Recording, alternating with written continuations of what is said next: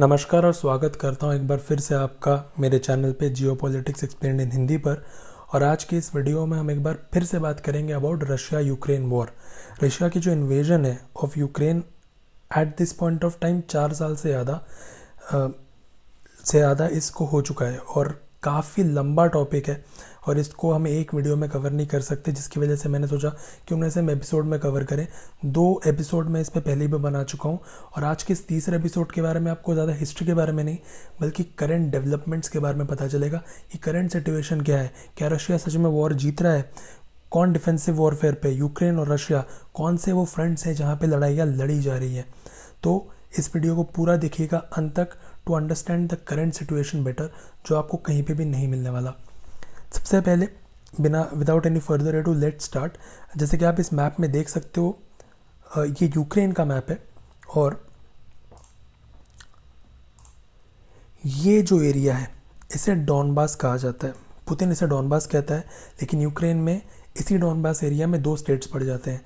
एक तो आपका पड़ जाता है डोनेट्स्क और एक पड़ जाता है आपका लुहांस्क। पुतिन के लिए ये Donbas region is the bone of contention. Putin ने कह दिया है कि अगर यूक्रेन को वॉर रोकनी है तो उसे पुतिन को ये डॉनबास का एरिया देना पड़ेगा। इसके अलावा जो एक और फ्रंट है जहाँ पे वॉर खतरनाक तरीके से लड़ी जा रही है वो है ये वाला एरिया, जिसे ज़ैप्रोजिया कहा जाता है। तो बेसिकली अगर यूक्रेन वॉर को मैं सम अप कर पाऊँ तो basically Ukraine war mainly 4 fronts पे लड़ा जा रहा है। एक ये वाला फ्रंट है जिसे सुमी ओब्लास्ट का फ्रंट कहा जा रहा है, लेकिन जो मेन स्ट्रीम लड़ाई हो रही है वो है इस एरिया में डॉनबास, जिसको हम डॉनबास नॉर्थ और साउथ में डिवाइड करेंगे, जिसे हम आगे देखेंगे। और एक है आपका ज़ैप्रोजिया रीजन। तो इन 2 मेन फ्रंट्स पे सबसे ज़्यादा जाने जा रही है, सबसे ज़्यादा एक्शन अगर है तो वो इसी फ्रंट पे है। लेकिन जैसा कि मैंने कहा 4 साल से ज़्यादा का टाइम हो चुका है इस वक्त रशियाज़ इन्वेजन ऑफ यूक्रेन पे।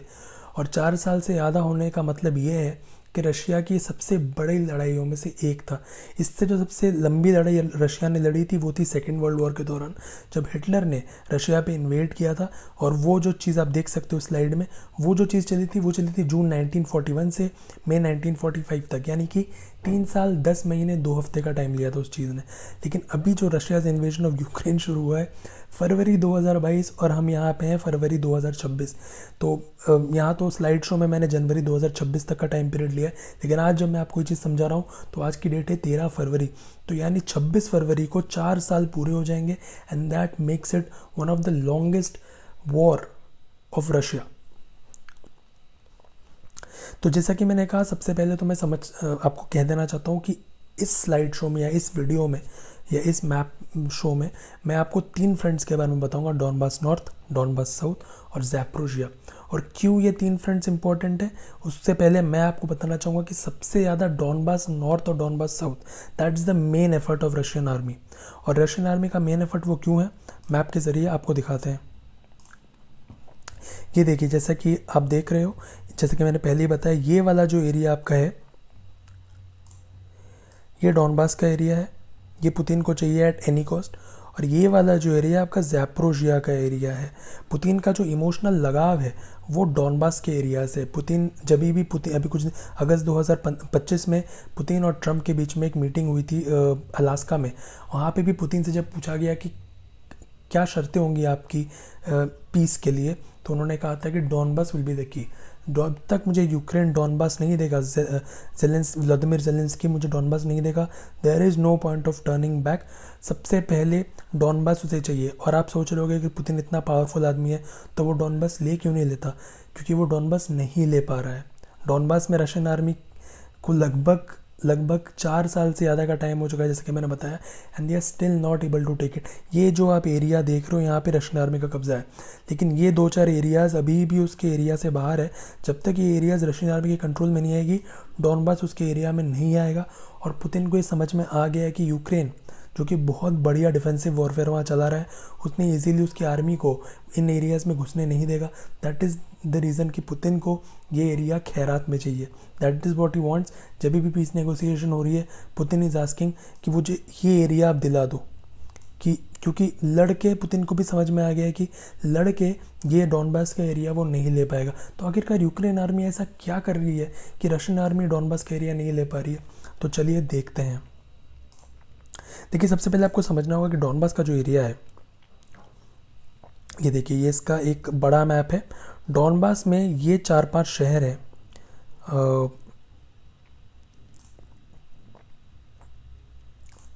ये देखिए, एक हो गया आपका स्लोवेंस्क,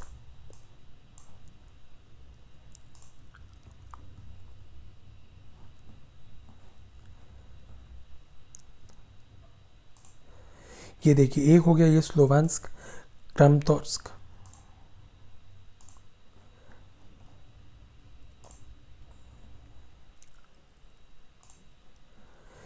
एक्चुअली हो क्या रहा है कि 2014 से यूक्रेनियन आर्मीज़ ने कुछ फोर्ट्रेस सिटीज़ बना रखी हैं। उनमें से ये 4 शहर काफ़ी इंपॉर्टेंट है। एक है स्लोवेंस्क, क्रामातोर्स्क, कॉन्स्टेंटिनियवका। और ये जो 3-4 शहर हैं, ये 3-4 शहर बेसिकली एक फोर्ट्रेस बेल्ट की तरह एक्ट करते हैं। अगर मैं आपको इन मैप्स में और ज़्यादा दिखा पाऊँ अच्छे तरीके से,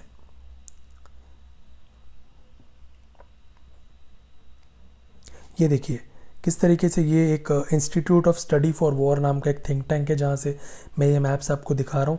और इनका ये मैप है जो आप एरिया देख रहे हो, इसे फोर्ट्रेस बेल्ट कहा जाता है। यहाँ पे यूक्रेनियन आर्मी ने ख़तरनाक तरीके से डिफेंसिव वॉरफेयर की स्ट्रैटेजी बना रखी है। आपको ये समझना होगा कि रशियन आर्मी एडवांसिंग आर्मी है और यूक्रेनियन आर्मी डिफेंड कर रही है अपने टेरिटरी को। तो डिफेंसिव वॉरफेयर की टैक्टिक्स अलग होती है और ऑफेंसिव वॉरफेयर की टैक्टिक्स अलग होती है। ऑफेंसिव वॉरफेयर में होता है कि हमें उस तक पहुँचना है, और डिफेंसिव वॉरफेयर है कि भाई हमें बैठे रहना है और हमें अपना ग्राउंड डिफेंड करना है। तो यूक्रेन को ये चीज़ बहुत पहले समझ में आ गई थी कि अगर वॉर होती है तो दे will be the one who will be defending it, और उसके लिए उन्होंने डिफेंसिव यहाँ पे वॉरफेयर का एक ऐसा बढ़िया प्लान बनाया। ये 3 शहर स्लोवेंस्क, क्रामातोर्स्क और कॉन्स्टेंटिनियवका, ये एक फोर्ट्रेस बेल्ट है यूक्रेन का, जैसे कि आप इस मैप में देख रहे हो यहाँ पे ईस्टर्न पार्ट में, जिसकी वजह से रशिया जो है डॉनबास का एरिया नहीं ले पा रही। बाकी तो डॉनबास का उन्होंने एरिया ले लिया है 75-70% तक, पर 20-25% का एरिया वो नहीं ले पा रहे बिकॉज ऑफ दिस 3 टाउन्स, जहाँ पे यूक्रेनियन आर्मी खतरनाक डिफेंसिव वॉरफेयर किए हुए, जिसकी वजह से रशियन आर्मी इन एरियाज़ को भेद नहीं कर पा रही है। दैट इज़ द रीज़न कि आज जो हम लोग वॉर देखेंगे, ये वॉर बेसिकली इन एरियाज़ में सबसे ज़्यादा चल रही है। और जो रशियन आर्मी ट्राई कर रही है, वो ट्राई कर रही है कि इन तीनों एरिया में उनकी आर्मी घुस पाए। That is the reason that they want it. तो ये 3 एरिया काफ़ी ज़्यादा इंपॉर्टेंट है, स्लोवेंस्क, क्रामातोर्स्क, कॉन्स्टेंटिनियवका, ये उनका फोर्ट्रेस बेल्ट है। और अगर मैं आपको देखूँ तो बेसिकली 3 जगह से हमले जो है रशियन आर्मी कर रही है, जैसा कि हम इस मैप में देख सकते हैं। जो लेटेस्ट डेवलपमेंट है वो ये कि सीवर्स्क नाम का एक एरिया जो है रशियन आर्मी ने ऑलरेडी कैप्चर कर लिया है। तो सीवर्स्क कैप्चर करने से फ़ायदा क्या होगा, जैसे कि आप इस मैप में देख सकते हो, ये सीवर्स्क है, ठीक है। अब सीवर्स्क कैप्चर कर लिया रशियन आर्मी ने एज ऑफ फरवरी। तो यहाँ से ये देखिए स्लोवेंस्क पहुंचना कितना आसान हो जाता है।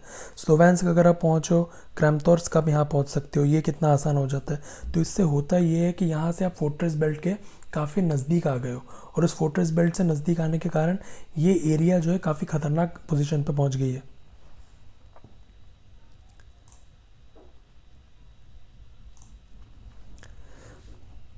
तो बेसिकली ऐसा कि आप देख रहे हो इस मैप में भी कि रशियन आर्मी जो है मैन्यूवर वॉरफेयर करा के इन एरियाज़ पे पहुंचना चाह रही है। स्लोवेंस्क, सीवर्स्क और टैक्टिकल मैन्यूवर इन चीज़ों का चल रहा है। तो डॉनबास नॉर्थ में जो है पूरी लड़ाई उसी की है कि ये जो फोर्ट्रेस बेल्ट है, मेरा जो फोर्ट्रेस बेल्ट मैंने आपको दिखाया, ये फोर्ट्रेस बेल्ट को हथियाने की रशिया की पूरी लड़ाई चल रही है। ये डॉनबास नॉर्थ में पड़ जाता है यहाँ पे। अब इसके बाद जो दूसरा फ्रंट हम देखेंगे वो है डॉनबास साउथ का। और डॉनबास साउथ और भी इम्पोर्टेंट है क्योंकि डॉनबास साउथ में सबसे ज़्यादा हेवी फाइटिंग हो रही है। और जो मेन फाइटिंग हो रही है वो है पोक्रोव्स्क मायरनहाट, और एक हो रहा है कॉन्स्टेंटिनियवका में। तो पोक्रोव्स्क मायरनहाट को देखते हैं। ये आप देख सकते हो कॉन्स्टेंटिनियवका, पोक्रोव्स्क मायरनहाट। तो एक आपका मेन ऑफेंसिव यहाँ चल रहा है और एक आपका मेन ऑफेंसिव यहाँ चल रहा है कॉन्स्टेंटिनियवका में, और एक इधर। तो दोनों साइड से रशियन आर्मी का हमला हो रहा है। एक यहाँ से हो रहा है जैसे कि मैंने आपको बताया सिवर्स को हासिल, यहाँ पे सिवर्स है, तो सिवर्स को ऑलरेडी हासिल करने के बाद एक तो रशियन आर्मी यहाँ से आगे बढ़ रही है और बाकी दो और साइड से हमला हो रहा है, एक पोक्रोव साइड से और एक हो रहा है आपका कॉन्स्टेंटिनिया साइड से। टारगेट उनका वही है, ये एरिया, ये अभी भी उनका टारगेट है, स्लोवियान्स, क्रामतोर्स्क, क्योंकि ये जो मैंने आपको बताया ये फोर्ट्रेस बेल्ट है उनके। ये यहाँ पे यूक्रेनियन आर्मी क्यों जीत रही है? डिफेंसिव वॉरफेयर की सबसे ज़्यादा टैक्टिक ये होती है कि अगर आप एक हाइट पे बैठे हो तो डिफेंड करना बड़ा आसान हो जाता है। ये वो एरिया है, ये सब जो फोर्ट्रेस बेल्ट है काफ़ी हाइट पे है और वहाँ से यूक्रेन आर्मी ज़्यादा कुछ नहीं कर रही। वहाँ से उसे दूर से रशियन आर्मी दिख रही है आते हुए, तो वो लोग ड्रोन वॉरफेयर यूज़ करते हैं, ड्रोन के थ्रू रशियन टैंक्स को मार दिया, उनके आर्मीज़ को मार दिया। दैट इज़ द रीज़न कि जो लॉस यहाँ पे उठाना पड़ रहा है वो रशियन आर्मी को सबसे ज़्यादा उठाना पड़ रहा है। The loss ratio is around 1:8, यानी यूक्रेन का एक बंदा मरता है तो यहाँ पे 8 बंदे रशियन आर्मी के मर रहे हैं। बिकॉज आर्मी में जियोग्राफी मैटर्स, और जो आर्मी टॉप पे होती है ना और जो आर्मी नीचे होती है, जो नीचे होती है उसको हमेशा डिसएडवांटेज होता है। जब कारगिल की वॉर हुई थी तो इंडिया नीचे था, पाकिस्तान ऊपर था, और इसलिए इंडिया की आर्मी ज़्यादा मर रही थी। Same is happening with Russia. Russia नीचे है और यूक्रेन यहाँ टॉप पे बैठा हुआ है, तो उन्हें क्लियर एक व्यू मिलता है जियोग्राफी का, टोपोग्राफी का, कि भाई इधर से रशियन आर्मी आ रही है, तो वो ड्रोन वॉरफेयर का यूज़ करते हैं। वो अपने आदमी वहाँ भेजते ही नहीं है, ड्रोन वॉरफेयर का यूज़ करके रशियन आर्मी को मारा जा रहा है। इसके अलावा डिफेंसिव वॉरफेयर की बहुत सारी टैक्टिक्स होती है, जैसे कि ट्रेंच, आर्मी ट्रेंच में बैठी होती है ज़मीन के नीचे, तो वो ट्रेंच वॉरफेयर यूक्रेन कर रही है। इसके अलावा ड्रोन वॉरफेयर तो है ही, इसके अलावा उन्होंने माइंड फील्ड्स बिछा रखे हैं कि जब भी रशियन आर्मी आ रही है, टैंक्स उससे पहले माइन के ऊपर से जाके उनका टैंक ब्लास्ट हो रहा है, उनका टैंक खत्म हो रहा है, तो before they even reach they are losing their equipments, man, and these are the areas जहाँ पे Ukraine army is winning the war.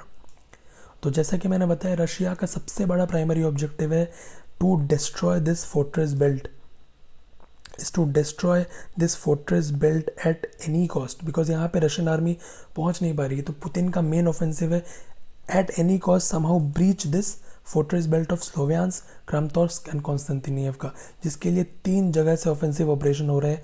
एक तो इस साइड से, ठीक है, एक हो रहा है कॉन्स्टेंटिनियव का साइड से, और एक हो रहा है आपका पोक्रोव से, यानी कि यहाँ से, ये वाले एरिया से। तो डॉनबास नॉर्थ में हमने देखा कि Siversk is already captured and Russian army is trying to enter Sloviansk. Donbas south में हमने देखा, डॉनबास साउथ के 2 जो मेन एक्सेस है, कॉन्स्टेंटिनियव का और एक है आपका पोक्रोव्स्क।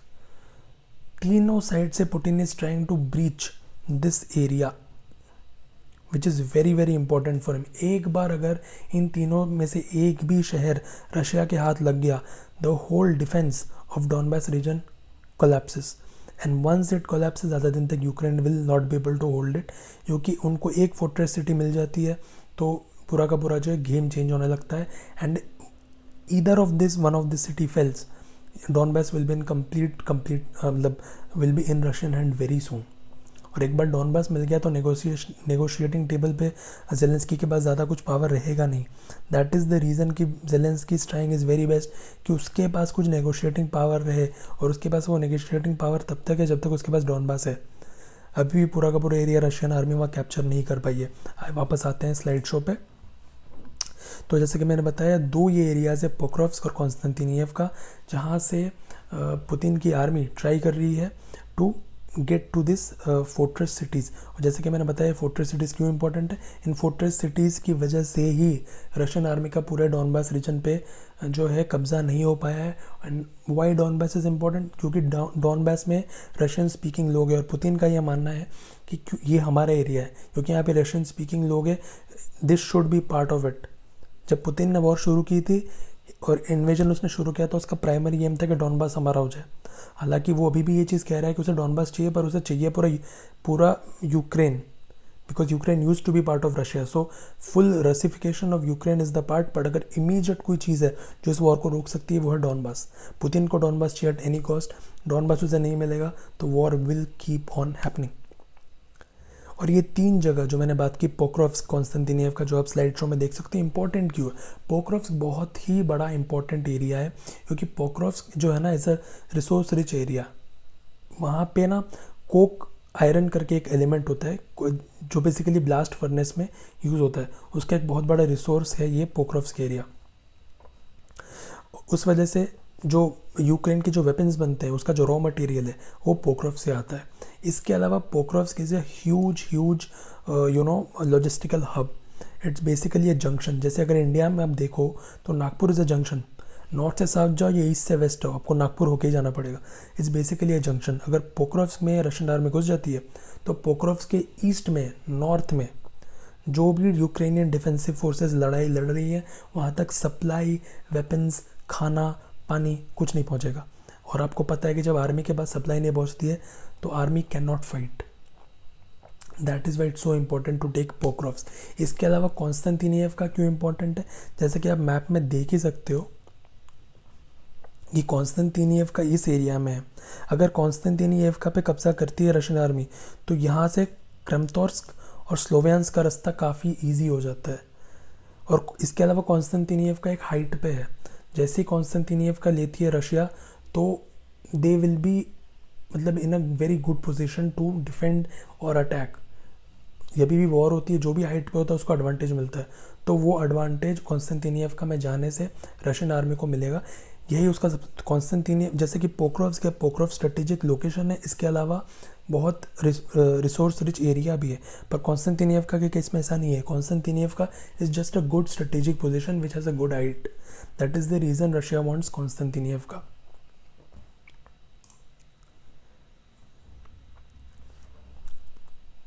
तो बेसिकली जो पोक्रोव्स्क में और मायरन हार्ड में लड़ाई लड़ी जा रही है वो बेसिकली आपके साथ ये हो रहा है कि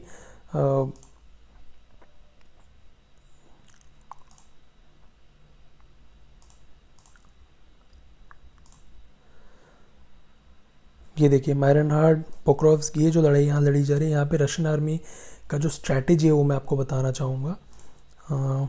ज़रा सा मुझे थोड़ा सा टाइम दीजिए, मैं जस्ट इस मैप को देख लेता हूँ। अच्छा, एक और चीज़ जो मैं आपको बताना भूल गया कि अगर रशियन आर्मी इन फोर्ट्रेस बेल्ट्स पे कब्जा कर लेती है तो इसका फ़ायदा क्या होगा। तो देखिए सबसे बड़ा फ़ायदा, जैसे कि आप मैप में देख सकते हो, अगर समझ लो स्लोवियांस्क, क्रामतोर्स्क, कॉन्स्टेंटिनियव का इन एरिया पे रशियन आर्मी का कब्जा हो जाता है तो वो इसको एज ए स्प्रिंग बोर्ड बना के इजियम पे हमला करेंगे। इजियम कहाँ है, यूक्रेन के मैप में देखते हैं इजियम कहाँ है।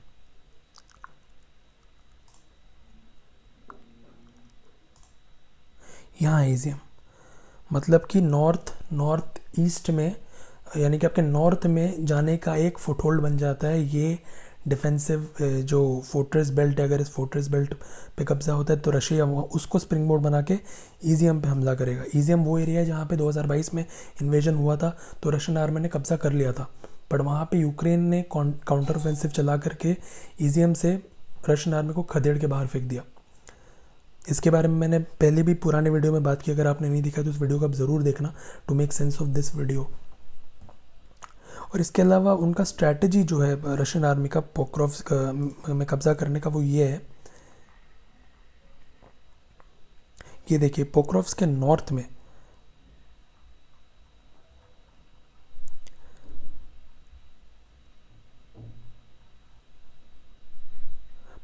नॉर्थ में एक एरिया है, इसका नाम है Raishyne. This is a village. तो ये जो एक विलेज है ये बहुत ही क्रूशियल है और रशियन आर्मी क्या कर रही है, पोक्रोव्स्क पे डायरेक्ट हमला नहीं कर रही है। चूँकि रशियन आर्मी के पास मैन पावर बहुत है, Russian army is trying to bypass Pokrovsk. They are trying to bypass Pokrovsk और रायशाइन पे कब्जा कर लिया जाए, ताकि रायशाइन पे कब्जा करने से क्या होता है कि पोक्रोव्स्क में जो यूक्रेन आर्मी का डिफेंस है वो घिर जाएगा पीछे से। They will attack them from the rear. So Russia का जो बेसिकली एम है टू टेक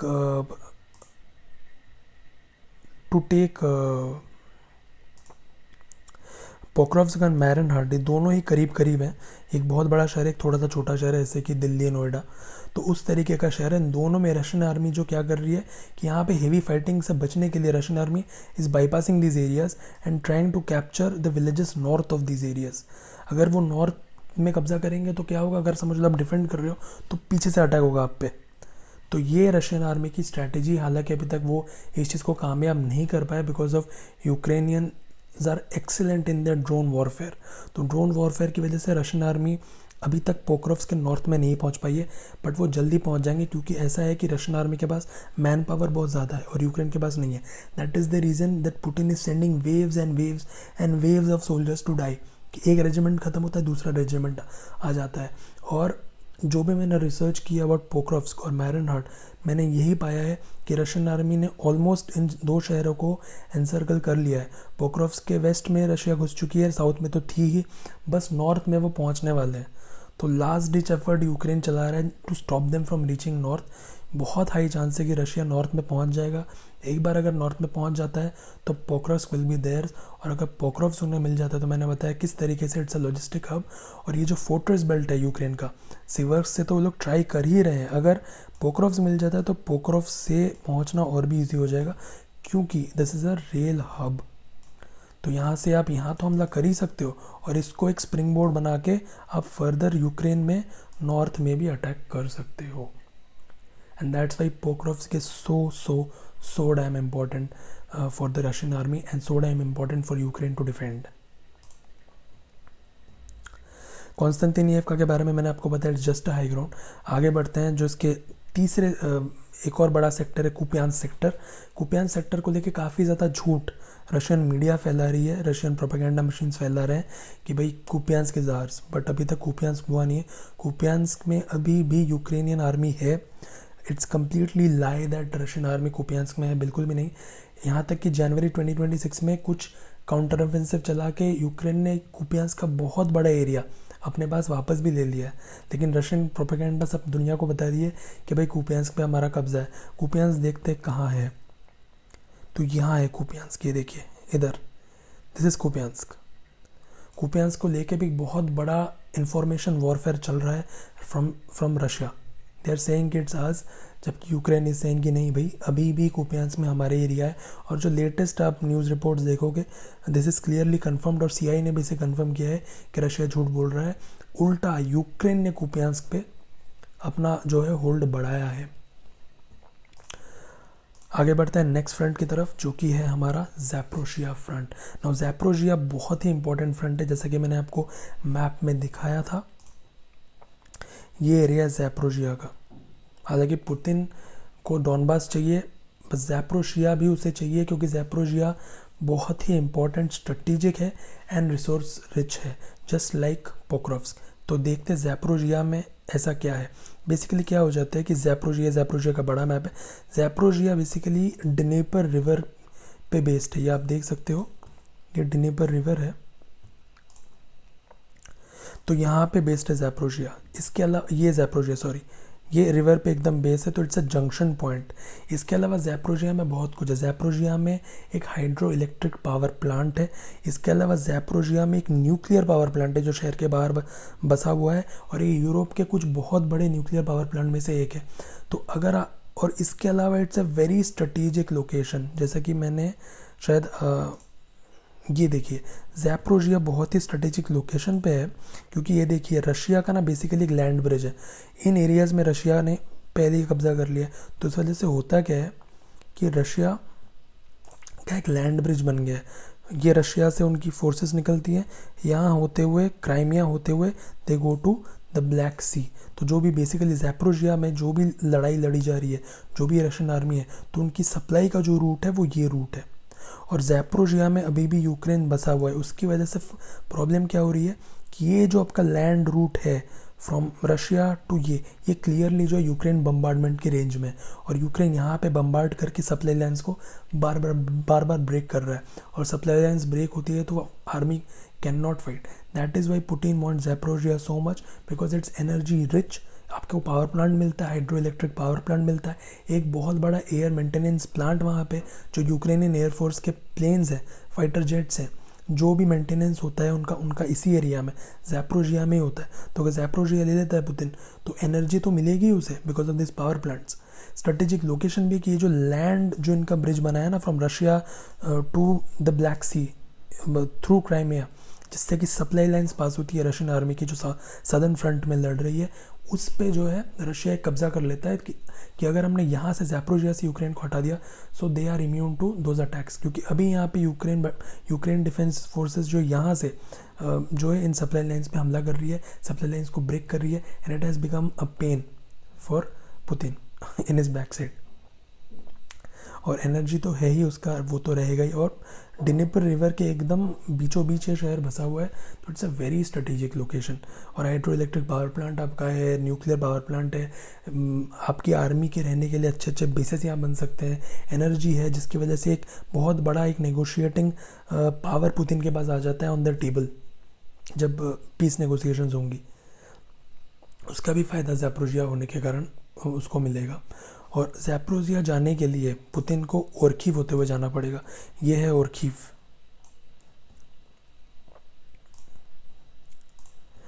तो अभी जो रशियन फोर्सेस हैं they are trying to capture Orikhiv, और ये आपका ज़ैपोरिज़िया है। तो सदर्न फ्रंट में यहाँ ये एरियाज़ तक रशिया का कैप्चर हो चुका है। Their forces are now entering Orikhiv, जिसके लिए बहुत हेवी फाइटिंग चल रही है। जैसे कि मैंने बताया ओर्खीव क्यों इंपॉर्टेंट है, just like Konstantinivka and all this fortress belt, it's on a ridge. Basically अगर आप पोक्रोव्स देखो, कॉन्स्टेंटिनियव का देखो, यानी कि जो आपका ईस्टर्न फ्रंट देखो, उन एरियाज़ में इट्स अ हाई एरिया। लेकिन जो ज़ैपोरिज़िया है, जो सदर्न एरिया है ना, ये पूरा फ्लैट लैंड्स है, it's a completely plain area. तो यहाँ पे डिफेंसिव वॉरफेयर थोड़ा डिफ़िकल्ट हो जाता है। हालांकि ये इन्वेडर्स के लिए भी डिफ़िकल्ट हो जाता है because there is open ground, so somebody can attack you from the air. But defensive जो वहाँ पे पोजीशंस पे होता है, उनके लिए फ्लैटलैंड्स डिफेंड करना बहुत ही डिफ़िकल्ट हो जाता है। तो इस पूरे एरिया में Orikhiv is the only place which is based on a high ridge. तो जो भी इस एरिया को लेगा, फिलहाल इस यहाँ पे यूक्रेन का कब्जा है, वो उस एरिया से बहुत बढ़िया तरीके से डिफेंसिव वॉरफेयर चला सकता है। जैसे कि मैंने आपको पहले भी बताया, कॉन्स्टेंटिनियव का में उन फोर्ट्रेस बेल्ट में यूक्रेन जो है is on a height, that is Y Ukraine वहाँ से बहुत बढ़िया तरीके से ड्रोन वॉरफेयर चलाता है। बिकॉज पूरा का पूरा जियोग्राफी यू कैन सी कि कौन सी आर्मी रशियन की टैंक्स आ रही है कि नहीं आ रही है, या कौन सा ट्रुप कहाँ पे बैठा हुआ है, आप वहाँ से देख सकते हो। Orikhiv is that kind of a place. और यहाँ पे यूक्रेनियंस बैठे हुए हैं, और वो वहाँ से रशियन आर्मी की जो सप्लाई लाइन मैंने आपको बताई थी, ये जो रशिया से शुरू होकर यहाँ से होते हुए जो ब्लैक सी तक जाती है, वो सप्लाई लाइन्स पे कॉन्स्टेंटली ड्रोन अटैक्स यूक्रेन कराता है। कहाँ से? ज़ैपोरिज़िया तो मैंने कहा, पर ज़ैपोरिज़िया में कहाँ से? ओर्खीव से। This is a village based on a ridge. That is why Russia is so desperate to take this place. अगर एक बार ओर्खीव पे रशिया ने कब्जा कर लिया, तो रशिया क्लियरली उनके लिए ज़ैपोरिज़िया का जो रास्ता है खुला है, क्लियरली फ्लैट लैंड्स। एक बार ओर्खीव ले लो, the road is clearly open to Zaporizhzhia. और रशिया की जो वोस्तोक रेजिमेंट है, जैसे कि ईस्ट या साउथ शायद रशिया में उसे वोस्तोक कहा जाता है, वोस्तोक रेजिमेंट यहाँ पे लड़ रही है। And this has been one of the most ruthless Russian army unit in Ukraine war. बाकी जगह तो काफ़ी दिक्कत, काफ़ी कैजुअलिटीज़ रशिया को लेनी पड़ी, पर यहाँ पे they are covering 30 kilometres, like 30 kilometre जब से वॉर शुरू हुई they have taken it. And 30 kilometres in last 18 months is a huge stat in a war, जहाँ पे आप मैक्सिमम 15 मीटर या 10 मीटर या 12 मीटर लेते हो। तो यहाँ पे रशिया की सबसे रूथलेस आर्मी फाइट कर रही है। एंड ज़ैपोरिज़िया के लिए भी जो यूक्रेन की वॉर है, ये भी बहुत क्रिटिकल स्टेज पे पहुँच चुकी है। तो जो तीनों फ्रंट्स हमने देखे, Donbas north, Donbas south and Zaporizhzhia front, तीनों जगह पे जो है लड़ाई बहुत ही क्रिटिकल स्टेट में। And Ukraine has their walls to the back, क्योंकि मैन पावर नहीं है यूक्रेन के पास, Russia has the man power. और जो डॉनबास नॉर्थ और डॉनबास साउथ में लड़ाई लड़ी जा रही है is to take these Sloviansk, और जो मैंने आपको जो वो एरिया बताया था फोर्ट्रेस बेल्ट को लेने की लड़ाई है। लेकिन ज़ैपोरिज़िया में लड़ाई is on a different front, it's happening for energy, for strategy, there are no emotions involved here. पर जो ये एरिया है Donbas area is like very close to Putin heart. Putin will take it at any cost, and that is the reason कि जो main Brunt हो रहा है Russian army का, वो इस एरिया में हो रहा है। सबसे ज़्यादा कैजुअलिटी इस एरिया में हो रही है। ज़ैपोरिज़िया में भी कुछ कम नहीं हो रही है, बट अगर इमोशंस कहीं ज़्यादा जुड़े हैं पुतिन के, तो वो इस एरिया में है, डॉनबास में। और डॉनबास नॉर्थ, डॉनबास साउथ को कब्जा करने के लिए उन्हें ये फोर्ट्रेस बेल्ट को लेना पड़ेगा, स्लोवियान्स, क्रामतोत्स्क, कॉन्स्टेंटिनियव का। जब तक ये 3-4 फोर्ट्रेस बेल्ट जो डिफेंसिव बेल्ट है यूक्रेन का नहीं गिरेगा, Putin will be able to take Donbas. जबकि ज़ैपोरिज़िया में देयर आर फ्लैटलैंड्स, एक बार अगर ओरिकीव को रशियन आर्मी ले लेती है देयर आर कंप्लीट फ्लैटलैंड्स, तो उसके बाद it's an easy way for the Russian army to enter Zaporizhzhia, और ज़ैपोरिज़िया को बना करके they can attack further north, यहाँ से they can attack further north. तो this is how, like if you ask me to sum up the war currently, this is how I would sum up। इन 3 fronts पे मेन लड़ाई है, Donbas north, Donbas south, Zaporizhzhia. Donbas north, Donbas south में the fight is for those fortress belt. एक बार fortress belt गिर जाता है, एक भी शहर गिर जाता है, डॉनबास विल बी पुतिन्स। और यहाँ ज़ैपोरिज़िया में, ज़ैपोरिज़िया जो कि बहुत ही एनर्जी रिच एरिया है, स्ट्रेटेजिक एरिया है, अगर आप पुतिन वहाँ पे कब्जा करते हैं तो एक न्यूक्लियर पावर प्लांट उनके हाथ में हो जाएगा। I don't have to tell you how much important that would become. एक हाइड्रो इलेक्ट्रिक पावर प्लांट उनके हाथ में हो जाएगा। इसके अलावा the strategic location of Zaporizhzhia, जो यहाँ पे पूरा का पूरा जो एक ब्रिज,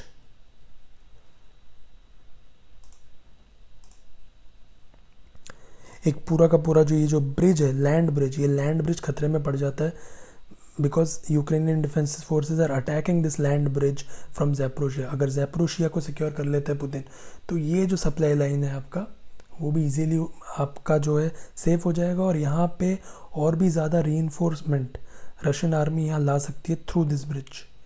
तो ये आपका क्लियर हो जाता है। ज़ैपोरिज़िया में जितना ज़्यादा आप आर्मी माइट लाओगे उतना ईजी होगा आपके लिए यहाँ पे नॉर्थ में मूव करना और यूक्रेन के आगे के पार्ट्स को कैप्चर करना। आगे बढ़ते हैं। तो ये तो हमने बात की ऑन ग्राउंड लड़ाई की। अब जो बाकी एस्पेक्ट देखेंगे, आपने काफ़ी ज़्यादा न्यूज़ रिपोर्ट्स में देखा होगा कि कीव पे अटैक हो रहा है, कभी यूक्रेनियन ड्रोन्स रशिया पे अटैक करती है, कभी रशियन आर्मी के ड्रोन्स यूक्रेन पे अटैक करते हैं। तो चल क्या रहा है? तो बेसिकली जैसा कि अभी स्लाइड शो में देख सकते हो कि शाहिद ड्रोन्स, जो ईरान के शाहिद ड्रोन्स है, उनका यूज़ करके रशिया जो है लगातार यूक्रेन के सब एरियाज़ पे, बड़े बड़े शहरों में हमला कर रहा है, कीव, बाखमुत और बहुत सारे एरियाज़ में हमला कर रहा है। तो स्ट्रैटेजी क्या है पुतिन की कि समहाउ और अनदर जो कीव में हमला हो ही जाता है। तो आप इस मैप के ज़रिए यहाँ पे स्लाइड इन्फोग्राफिक्स में देख सकते हो कि हो क्या रहा है। लगभग 10 से 11 हज़ार जो है ना ड्रोन्स जो है पुतिन भेज रहा है वहाँ पे। और ऐसा नहीं है कि यूक्रेन के पास एयर डिफेंस नहीं है, एयर डिफेंस है, रोक रहे हैं वो लोग। लेकिन होता क्या है, जब आप 1000-2000 ड्रोन्स भेजते हो ना, तो Ukrainian air defence are overwhelmed. 10,000 अगर आप पे 1000 आएंगे तो आप 1000 में से कितने मार सकते हो? आप में से 5 या 4-5 तो बच के निकल ही जाते हैं। आप सबको नहीं गिरा सकते, इतनी एयर डिफेंस की कैपेसिटी होती नहीं है। उसमें भी Ukrainian army is able to do it. तो उसके बाद रशिया क्या कर रहा है, जब ड्रोन से हमला करने के बाद में रशिया इज़ लाइक, ड्रोन हमला किया, their air defences are overwhelmed. अब रशिया जो है अपने बैलिस्टिक मिसाइल्स छोड़ता है। तब तक air defence are already busy fighting these drones, और उसी बीच का फ़ायदा उठा के, उसी ब्रीच का फ़ायदा उठा के these ballistic missiles are hitting Kyiv, Kharkiv, Odesa. जैसे कि आप देख सकते हो, यूक्रेन बहुत ही ठंडा देश है और काफ़ी ठंडी वहाँ पड़ती है। तो वहाँ पे हीट इज़ वेरी इंपॉर्टेंट। अगर वहाँ हीट नहीं होगी, जैसे हम लोगों के इंडिया में ठंडी पड़ती है, ठीक है, बट वहाँ पे इतनी ठंडी पड़ती है कि अगर हीट नहीं है तो वाटर जो है ना वो जम जाता है। एंड जैसा कि मैंने बताया, जो टैक्टिक्स रशिया यूज़ कर रहा है, that is the reason Kyiv, Kharkiv और इन सब एरिया में जो है पावर सप्लाई का बहुत बड़ा झोल मच रहा है। और चूँकि पावर नहीं है, इसलिए वहाँ पानी नहीं है लोगों के पास, और उनकी जो ज़िंदगी है is badly impacted by this war. तो morale is really down. As you can see in this slideshow, almost 6 lakh residents have been evacuated from Kyiv in January alone, this year, January. 6 oblasts suffering heavy damage to energy grids. Oblast मतलब reason, जैसे हमारे यहाँ पे state होता है, कहीं कहीं provinces होते हैं, रीजन्स होते हैं। यूक्रेन में दीज आर कॉल्ड ओब्लास्ट। तो 6 ओब्लास्ट जो हैं, they are suffering heavy damage to their energy grids thanks to this Russian missiles, and there has been a critical heating failure. जैसे कि मैंने कहा, अगर गर्मी वहाँ नहीं मिलेगी, पानी जम जाएगा, and they have the frozen household water supplies in major urban cities, causing huge damage to the public, to the Ukrainian morale. As you can see, the strategic goal is psychological. अगर आप Putin के side से देखोगे, to force the Ukrainian government to surrender under internal pressure from a freezing population. Small but worrying protest have already begun in Kyiv and Odesa. जो तो Putin क्या चाहते हैं, जब भी आप वॉर चाहते हो, आप चाहते हो कि ऑपोजिशन का मोरल गिरे। अगर आप आर्मी का मोरल नहीं गिरा पा रहे हो, तो आप चाहोगे कि वहाँ के सिटीजन्स का मोरल गिरे और वोट खड़े हो अपने अगेंस्ट देयर ओन गवर्नमेंट कि भाई हमें वॉर नहीं चाहिए, आप वॉर बंद करिए। तो साइकोलॉजिकल वॉरफेयर में भी पुतिन को विक्ट्री मिल रही है। अब डिप्लोमेसी की बात करें तो क्या हो रहा है इस वक्त। रशिया का पोजीशन अगर आप देखो तो इस टाइमलाइन में आप देखोगे जनवरी 24 में अबू धाबी में एक ट्राइलैटरल मीटिंग होती है यूएस रशिया के बीच में, और ये पहली ट्राइलैटरल मीटिंग थी सिंस 2022। और रशियन डिमांड जो है आप क्लियरली देख सकते हो, दे आर शिफ्टिंग गोल्स। पहले वो लोग कहते थे कि हमें डॉनबास दे दो, नाउ दे आर सेइंग कि हमें ओडेसा चाहिए। ओडेसा जैसा कि आप यहाँ मैप में देख सकते हो, this is Odesa. Now they are saying कि उन्हें ओडेसा चाहिए, जो कि कभी डिमांड में था भी नहीं, ठीक है। नाउ दे आर सेइंग कि हमें ओडेसा चाहिए, and now they are saying कि हमें नेटो रोल बैक चाहिए, कि क्योंकि नेटो जो है, जैसे कि मैंने इस रशिया यूक्रेन वॉर की पहली वीडियो में बताया था कि NATO is right at the door step of Ukraine. तो रशिया को डर है कि कहीं यूक्रेन में नेटो बेसिस बना के रशिया के डोर स्टेप पे आके ना खड़ा हो जाए। तो आप क्लियरली देख रहे हो कि रशिया के जो डिमांड्स है ना, वो चेंज हो रहे हैं वक्त के साथ, which clearly shows that there is something sinister in play. क्योंकि भाई अगर आपको पीस चाहिए, you should have been sticking to कि भाई मुझे डॉनबास चाहिए, बट आप धीरे धीरे अपने गोल पोस्ट बदल रहे हो। पहले आप बोलते हो डॉनबास, फिर आप बोलते हो Odesa, now you are saying कि मुझे नेटो फोर्सेस अपने एरिया में नहीं चाहिए। तो क्लियरली आप देख रहे हो कि रशियन जो पुतिन है ना, पुतिन को पीस नहीं चाहिए। He is not going to stop until और अनलेस कि पूरा का पूरा जो यूक्रेन है का रसिफिकेशन हो जाए। और रसिफिकेशन वो क्यों चाहता है, इसका पूरा रीज़न मैंने आपको पहली वीडियो में बताया था, तो आप वो पहला वीडियो ज़रूर जाके देखना।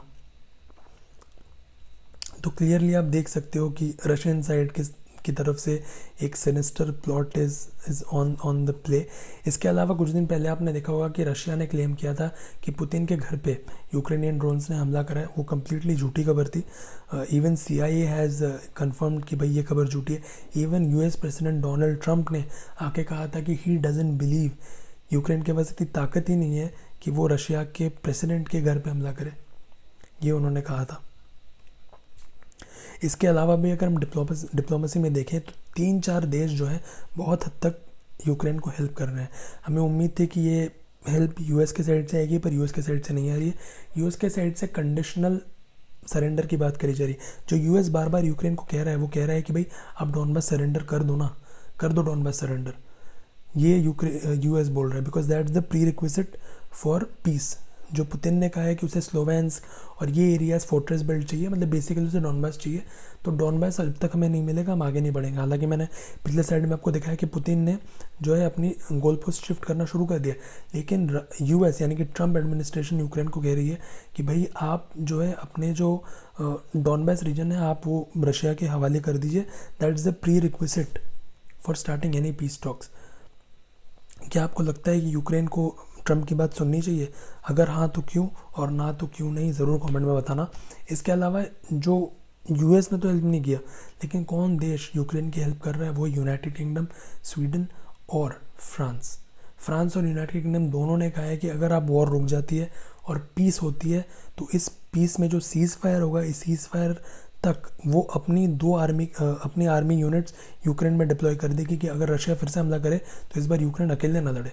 That is the reason Putin शुरू से ही पीस नहीं चाहते, क्योंकि उनको पता है कि अगर सीज़ फायर यहाँ होती है तो UK, फ्रांस सब अपनी आर्मीज़ यहाँ यूक्रेन में भेजेंगे और यूक्रेन अकेला नहीं लड़ेगा अगर फिर रशिया ने हमला किया तो। इसके अलावा UK और फ्रांस दोनों ने मिलकर के 200 मिलियन डॉलर ये UK का कमिटमेंट है कि 200 मिलियन पाउंड्स जो है अलोकेट उन्होंने किया है for future troop deployment in Ukraine. इसके अलावा स्वीडन ने यूक्रेन को ग्रिपन फाइटर जेट्स दिए हैं, और USA का तो आप देख ही सकते हो, इट्स अ कंडीशनल सपोर्ट, जैसे कि मैंने आपको पहले बताया।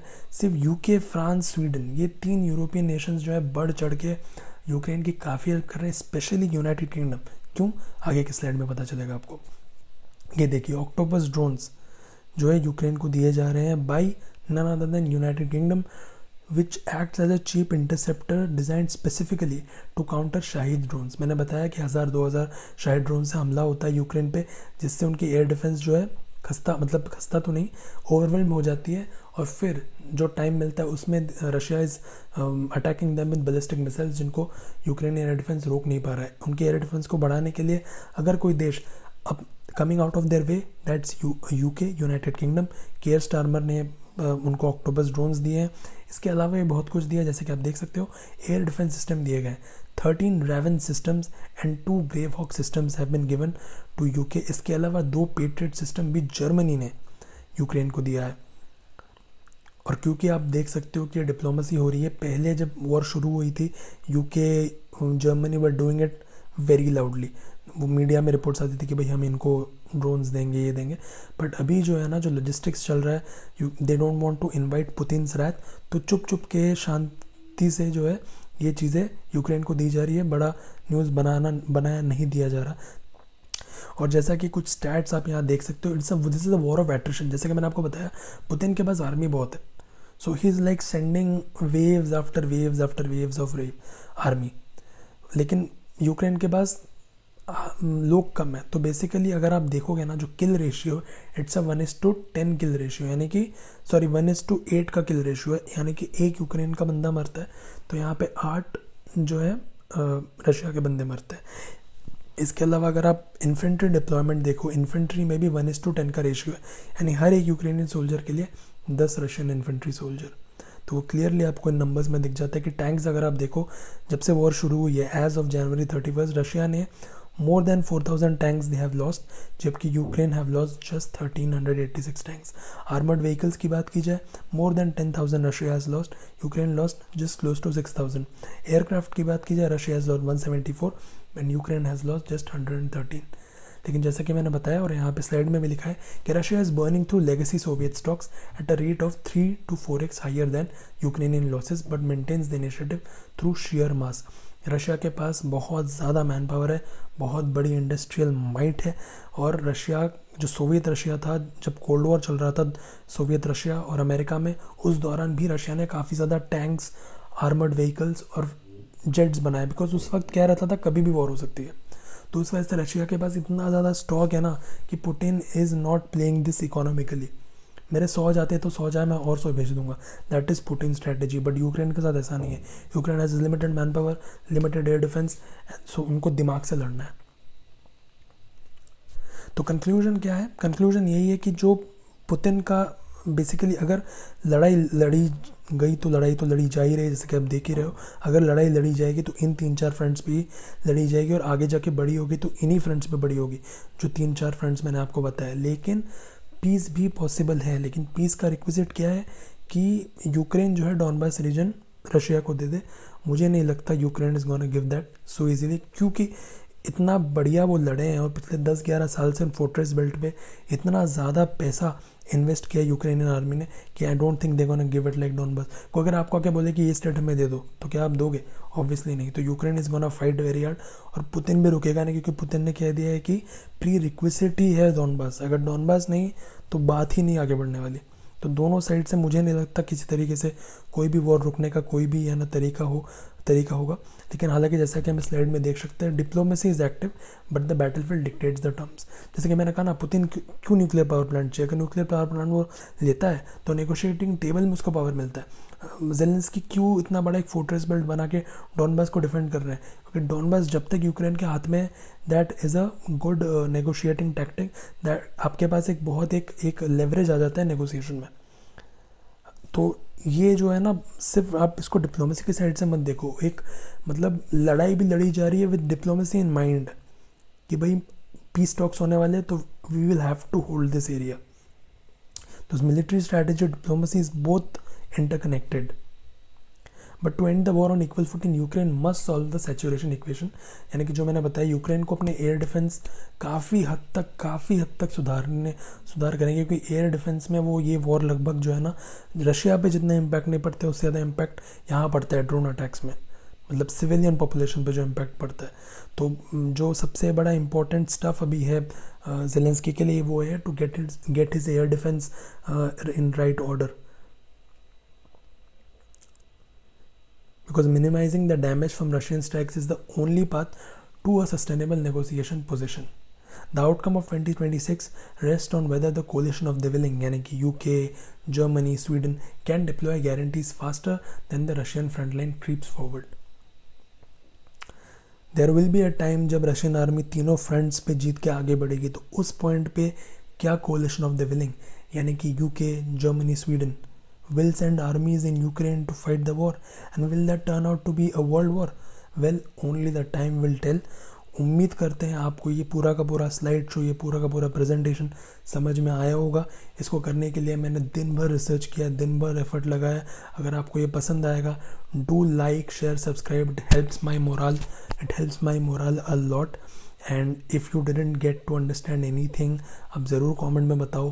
अगर कुछ चीज़ आप समझना चाहते हो जियोपॉलिटिक्स के बारे में, तो वो भी आप कमेंट करो। जियोपॉलिटिक्स की सब बड़ी स्टोरीज़ के बारे में मैंने वीडियोस बनाया, चाहे वो चाइना ताइवान वॉर हो, चाहे वो रशिया यूक्रेन वॉर हो, चाहे वो यूएस ईरान वॉर हो, या चाहे वो चाइना वर्सेस जापान हो। इन सारे के सारे चीज़ों में हमने वीडियोस बनाया है। If you have time, go ahead and check them out on our channel. Thanks for watching.